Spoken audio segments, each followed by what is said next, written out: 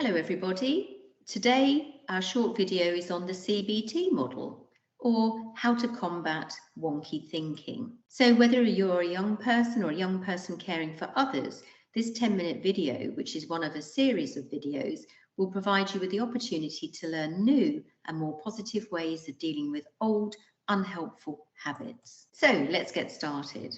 So what I'll ask you to do is to take a minute out to think about your positive affirmations.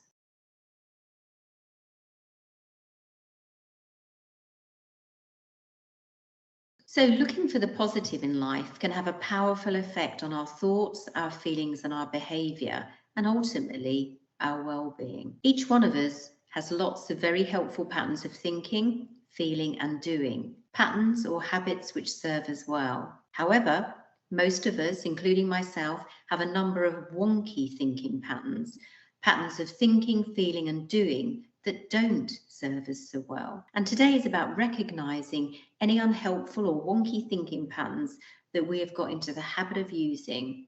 And today is about making choices about changing those patterns if we wish to. Firstly, being able to recognize how helpful or unhelpful those patterns are is key to change. So this video is about you. For sure, we can't change other people, but we can, if we wish to, change how we think, how we feel, and what we do. So let's look at the link between our thoughts, our feelings, and our behavior. The CBT model, cognitive behavioral therapy, works on the basis that situations where something happens creates a thought where that situation is interpreted. That thought then leads to an emotion, and a feeling occurs as a result of that thought. And that emotion then leads to a behavioural response to that emotion. So simply put, thoughts create feelings, feelings create behaviour, and behaviour, what we do, reinforces those thoughts. And over time, those patterns of thinking, feeling, and behaviour can become helpful or unhelpful. So the key is recognizing which of those patterns are helpful, so let's keep those, which are unhelpful, and let's maybe look for opportunities to change those. But I'll be honest, changing how we feel on its own can be hugely difficult. So the key to the CBT model is that by changing our behavior, that is what we do, as a result, we may think and feel more positively about specific situation. So let's look at an example of an unhelpful thinking pattern. So if we think of an example where we find ourselves in a meeting, perhaps it's a meeting at school, perhaps it's a meeting with our friends, or perhaps it's a meeting with other adults. It could be any meeting, but we'll talk through an example to illustrate. So if we're at that meeting and my thoughts are, I can't speak out because they're more knowledgeable. I can't speak out because they're adults. I can't speak out because nobody will listen. That unhelpful thought will lead to unhelpful feelings. I'll feel embarrassed, I'll maybe feel anxious, I might even feel angry. And my behaviour may well be that I avoid talking, I remain quiet. And what happens over time is that those similar meetings will stimulate or lead to similar thoughts, similar feelings and behaviour. So we get trapped into that unhelpful cycle. But what we can do is stop, pause and recognise and take ownership. Do I have any unhelpful thoughts that are creating unhelpful feelings, which are creating unhelpful behaviour? If so, what we can do is then think about coming up with a plan of what I could do differently. So the behavioural plan could be, I'll give myself a good talking to. I'll give myself permission to speak out.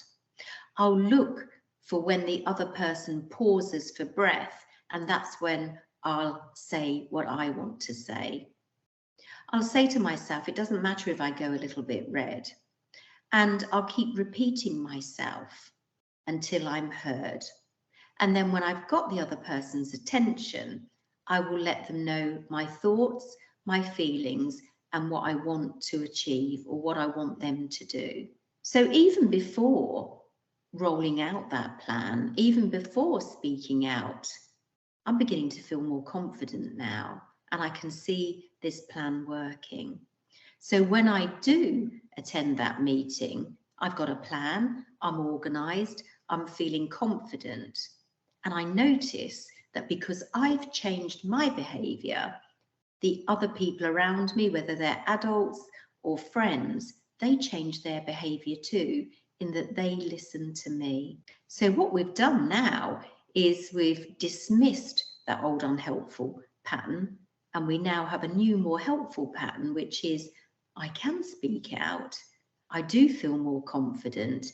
The tale of the two wolves reminds us that we have choice and control over our thoughts, feelings and behaviour. Evening, an old Cherokee told his grandson about a battle that goes on inside people.